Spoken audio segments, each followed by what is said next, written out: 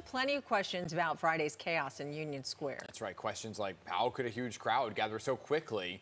And who exactly is the Twitch star who was behind it? Yeah, to give us some insight, we are joined by Marcus Collins. He's the author of the recent book, For the Culture. He's an assistant professor of marketing at the University of Michigan, and he used to run digital strategy for Beyonce.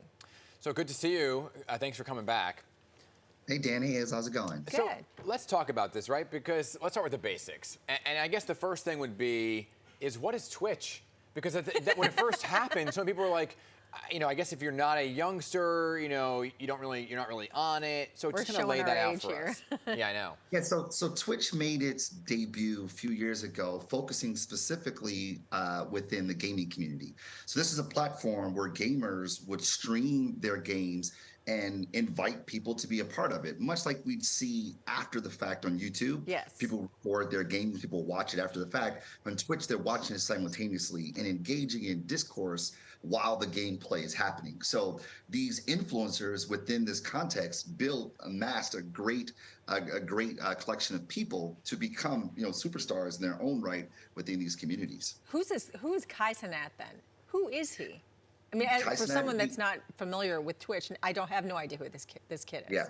So he is the most followed, the most viewed gamer on Twitch. He's the pinnacle of influencers on Twitch. But he also has a mass following on YouTube and Instagram as well. So he is up there in the pantheon of popular influencers. But how long has he been around, though?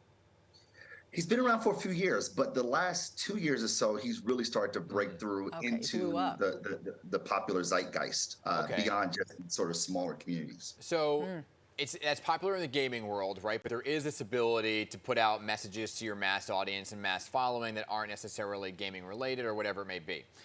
But this was about a gaming console and giving away PlayStations, right? But it went viral so quickly and pretty much turned into this flash mob. So when did it hit, and how quickly did it take for that group to assemble? So according to reports, he announced that he was doing this giveaway on Wednesday of last week.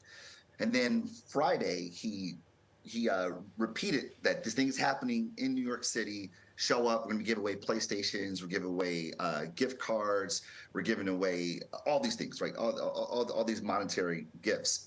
And according to reports, it's supposed to be 4:00 p.m. on Friday, right? Which is this is like right before rush hour. So it's a prime time, if you will. And around 3 o'clock or so, they had about 300 people show up. And shortly thereafter, you had thousands. And I think that this is more so a testament of the power of social networking platforms, of social media, the media of people. And that 300 people showed up because they probably care about Kai, want to give away. They probably heard directly from him. But the reverberation that happens because of technology is how you get these mass droves of people to show up, which says a lot more about the platform than it does about the influencer himself. It is impressive, though. I mean, they had 2 days, though, to plan. All these kids were coming from everywhere. But let's talk about how this impacts him, because he's already popular. So do you think that this is going to benefit his brand? Is it going to make more? I mean, obviously, there's tons of other kids that want to be the next Kai Cenat. Sure. I mean, on two folds. On one end, it gives more visibility around who he is. So if you're not on Twitch, you don't follow him directly, you now know who he is thanks to media, right? Yep. We're talking about him right now for a reason. The other part to this is that now he has this stigma associated to him when it comes to events that he does. And we've seen influencers do these pop-up events before. They're not necessarily new.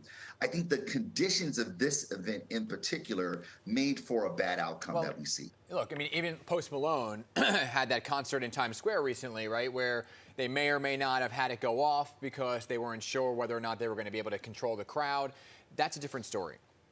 But for somebody like Kai, help us understand the monetization of it, right? Because you see these YouTube stars who really are able to monetize it and become millionaires. Is he able to do the same? Absolutely, 1,000%. And that's why he's doing it. Right, exactly. These platforms are by and large, they're social networking platforms bring people together, but then the people become the means by which the platforms make money through advertisers. right? So the more people that are on the platform, the more attention, the more eyeballs, this becomes very compelling for So who's marketers, buying into him? Like, advertisers. so are advertisers buying into his channel, and that's how he makes the money? Well, advertisers buy into the real estate on his channel to Yeah. make money. Right. So that their products get seen, much like ads do on Yeah. television or on YouTube. But The same thing here. They'll do partnerships with him directly as well, so that their product is organically a part of his streaming, and that provides visibility Yeah. to his millions of followers. But real quick though, would there be some brands though that aren't willing to attach their name to him because of what happened? I think it depends on how we, the public, negotiate what just happened. If we negotiate this as like, hey, this is what happens when large crowds come together, he doesn't become sort of the fall guy, the scapegoat in what's happened here, then I think there won't be very much of a blemish to his persona. But if we negotiate him as being a villain in this case, then we'll see probably some negative backlash, much like we saw with Travis Scott and Astroworld a few years ago. It's so interesting, too, because there's a whole permit issue. There's whether or not he knew that people were going to show up. We could keep going with this, but we're out of time. Mark, it's good to have you here, as always, author and assistant professor of the marketing at University of Michigan Ross School of Business. We appreciate your time this morning to talk about this. Yeah, and continuing